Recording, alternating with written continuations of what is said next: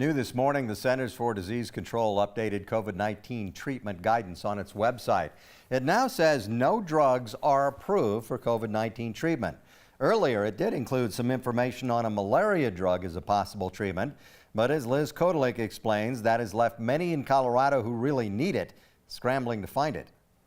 Here you go. It's one small pill twice a day that gives Chris Singrani a normal life. Without it, I think I'd still be struggling with a lot of, especially on the fatigue and just getting sick and worn down. The husband and father of two was diagnosed with Sjogren's syndrome in 2018. He was given a medication called Hydroxychloroquine, which is derived from a drug made to treat malaria, but found to be helpful for people like Chris who have autoimmune disorders. To take that drug, I have to have like an extra eye exam every year from my doctor because there could be side effects. Like retinopathy and heart problems, but when controlled through a doctor, it's a medication that's been life-changing for many. And for the first time, a call to the pharmacist gave Chris a glimpse of life without it. They were seeing a flood of new prescriptions coming in from people that had never taken the meds before, had never been diagnosed for it. His doctor had to help him finally get his prescription filled because people have been finding ways to get their hands on hydroxychloroquine just in case it can treat COVID-19, a scenario that has not been scientifically proven yet. I understand the fear.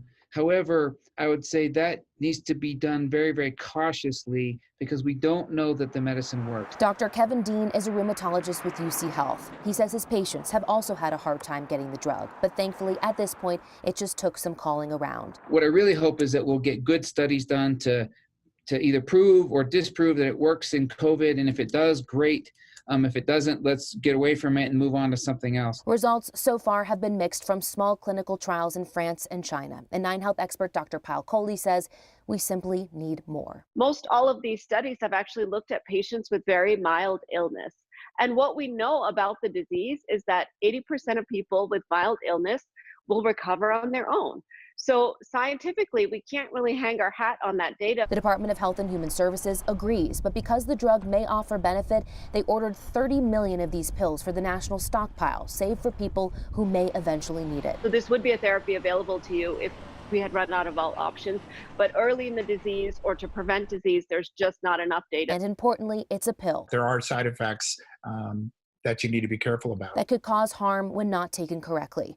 But for Chris, it's a pill that means everything to live his life comfortably. And I would love to see that as the fix or the cure. However, also I think it needs to be done in a way that the folks that need it for other reasons still have access to it while the drug companies continue to ramp it up.